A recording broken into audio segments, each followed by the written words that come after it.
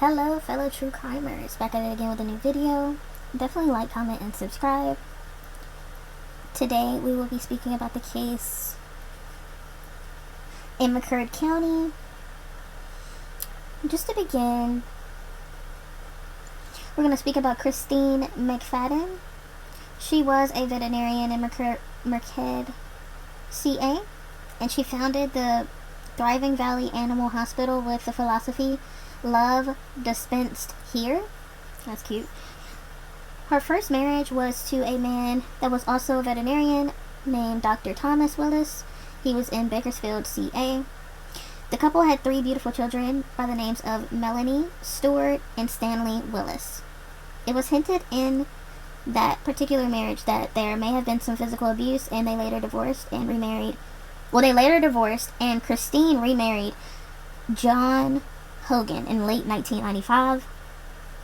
John Hogan was a Santa Clara County Sheriff Deputy. They would go on to stay together and have a daughter by the name of Michelle Hogan. Now, in this marriage, they had married in the late 1995. They had married in late 1995, but Christine had filed for divorce and a restraining order less than 3 years later, claiming that he was verbally abusive and used foul language around their children.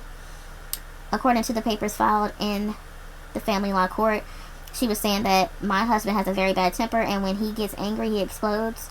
McFadden wrote in her application for a restraining order in June 1998. 3 months after filing for divorce, the divorce was granted last year.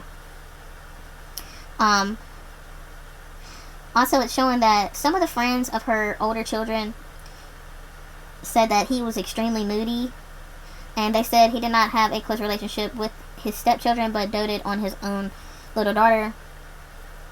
Just to give a little bit of information about the kids, the older kids. So, Melanie is a junior at Golden Valley High School. She was ranked second in her class of 467 students with an unusually high GPA of 4.5 and was involved in speech and student government. That was told by her principal. It looks like Ralph Swinson. She was running for vice president of next year's senior class in an election scheduled for that Friday prior to the incident. Her next child was Stanley. It was her younger brother, and he was a freshman who played on both the high school football and baseball teams. He liked to dress in camouflage and play paintball. That's so cool. I love paintball too. She also had a son by the name of Stuart. He was the most valuable player on his school soccer team the year of this incident.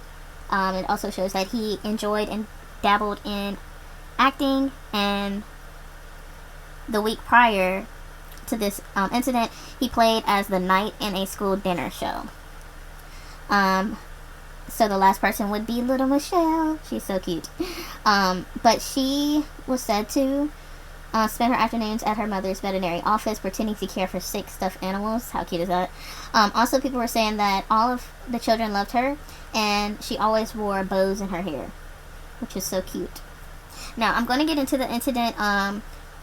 Just trigger warning, because this is involving kids. Now, on March 25th, 2000, John Hogan, which he is 49 at this time, he entered Christine's home while she was taking her daily walk with one of her neighbors in their upscale neighborhood. Him being in her home is not that big of a deal because, he does have his kids there. She didn't know of him coming, but at the same time, it don't necessarily shock her that he had been parked there. So basically what happens is she does take her walk and then she goes home. And it looks like she came home around shortly after 7 a.m. And she found, she obviously saw his truck, and so she walked into her house, and when she walked into her house, she saw the older daughter laying in the hallway, and it looked as if she was passed away.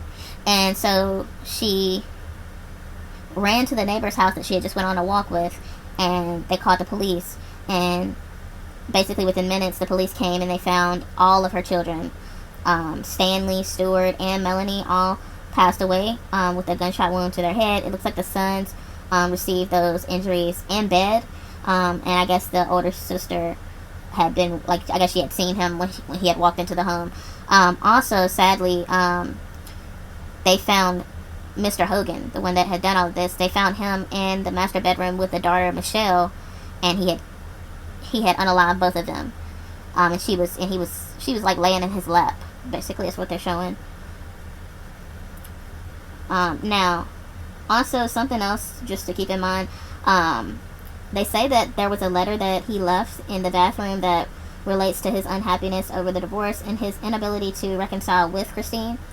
And it shows that just before the shootings, he had called one of his friends as a deputy of the same department that he was in, when he had been one. Cause, like I said, he was a deputy, but at this point, it had been a decade prior, and he had retired. But he did speak to one of his old, deputy buddies that was working at the same department that he was working at, and he just basically said that he felt spent and he was emotionally bankrupt. And shortly after that, this incident happened. Now, let me see here. And they're saying that he left a letter and some biblical passages in the bathroom after struggling with Melanie at the beginning of the situation. Yeah, so now this is a very hard situation. Christine was able to continue to, of course, go on. This is a lot. She had to bury her children, and all of this. But like I said, the father that committed all of this did, unalive himself. So, really there's no trial or anything with this. However, 3 years later, she was, able to get it together and just kind of bring life back together, for her, and, what life would look like for her going forward. And basically 3 years later, she emerged from that bleak place, and she got married again. She married a family law judge. It looks like Gerald Corman. And also, a lot of people heard about her story. This was, so many people were affected by this. A lot of people in the community loved her children. And it just was so sad, honestly. And, a lot of people knew about it, and it was so popular that she was able to go on Oprah, and actually speak about it. But, on January 26th, she actually also was able to give birth to twin daughters by the name of Nicole and Claire. She said the decision to have more children wasn't one that she made lightly, but it seems to have been the right one. She said that around the girls, she is joyous and happy and engaged. Altogether, she's a changed woman and ready to move forward. Yeah, and her daughters are so cute, but she was able to get remarried, and she looks like she's doing amazing. If you guys want to see that interview, you can see that online. But I just want to say, condolences to her friends and family. I'm so happy that there is a silver lining in this case, because it was very sad to even, research about. But definitely let me know what you think in the comments. Like, comment, and subscribe. And you guys have an amazing day. Bye for now.